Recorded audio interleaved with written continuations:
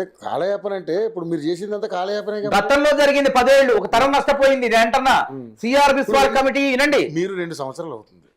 అవును, ఇప్పుడు ఇది కాలయాపనేగా. మీరు వస్తారన్న 100 రోజుల్లోనే, అవును, సంవత్సరం లోపే 2 రఘు గారు మాయ మాటలు చెప్పటం కాదు. మేము అనుకున్నాం భర్తీ చేద్దామని, పాత నోటిఫికేషన్ల భర్తీ చేయడానికి కసరత్తు తల మీద తోక్కొచ్చింది. ఎటువంటి లోపాలు లేకుండా టీచర్ ఉద్యోగాలు ఇచ్చినామండి, ఎటువంటి లోపాలు గ్రూప్ అని భర్తీ చేసినామండి.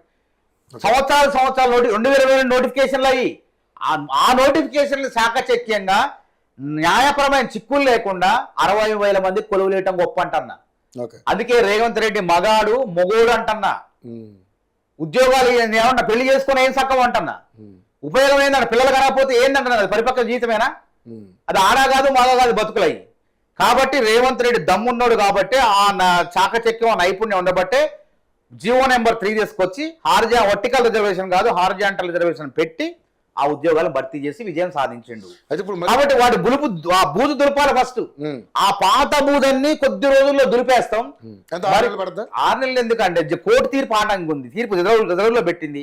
10 రోజుల్లో ఈ ప్రక్రియ అయిపోద్ది. కొత్త ఉద్యోగాల రూపకల్పన నేను నిజంగా చెప్తున్నా. నేను దాకా ఆగస్టు 1 వారం అనుకున్నాం. ఈ కమిటీ 60 రోజులు చెప్పింది సమయం. IAS కమిటీ శాంతి కుమార్ గారి కమిటీ 60 రోజులు చెప్పింది. అంటే ఈ జూలైలో ఉన్నాం మనం, ఇలా 9వ తారీఖు. జూలై అంటే ఆగస్టు సెప్టెంబర్ 60 రోజులు. అంటే అక్టోబర్ నెలలో తప్పకుండా జాబ్ క్యాలెండర్ ద్వారా నోటిఫికేషన్ వస్తది. నిరుద్యోగులారా మీరు ఏకాగ్రత చదవండి. దయచేసి వస్తుందో రాదో వాడు చెప్పిన మాట వీడు చెప్పిన మాట నమ్మి అయోమయానికి గురయ్యి మీ ఏకాగ్రతను దెబ్బ తీసుకొని చదువుల్లోంచి తలకాయని సోషల్ మీడియాలో పెడితే మీరు సోషల్ మీడియాకి అంకితం తప్ప ఉద్యోగాలకు రావు. ఎప్పుడు వస్తుంది? అక్టోబర్ లో పక్కా. అక్టోబర్ నెల మొదటి వారం లోపు నోటిఫికేషన్ వచ్చేందుకు రాష్ట్ర ప్రభుత్వం కసరత్తు చేస్తుంది. ఎందుకంటే 60 రోజులు అయిపోతుంది, ఇప్పుడు 20 రోజులు ఉంది కదా. ఈ కార్యాచరణ ప్రారంభమైంది. ఈ 9వ తారీఖు నుంచి 31వ తారీఖు వరకు కొన్ని రోజులు కలిసి వస్తాయి. కాబట్టి ఆగస్టు నెల మొత్తం కలిసి వస్తుంది, లేదంటే సెప్టెంబర్.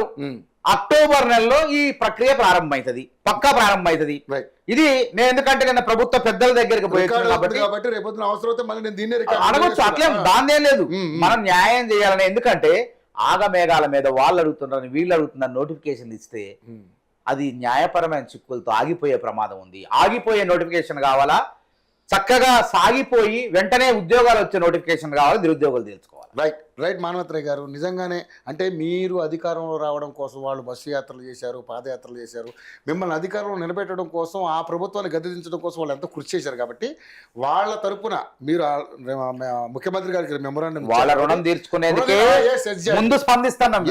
ఆ పని చేసి వాళ్ళ అభిమానాన్ని మీరు చూరగొనాలని మనస్ఫూర్తిగా యోగిటివి కూడా కోరుకుంటుంది.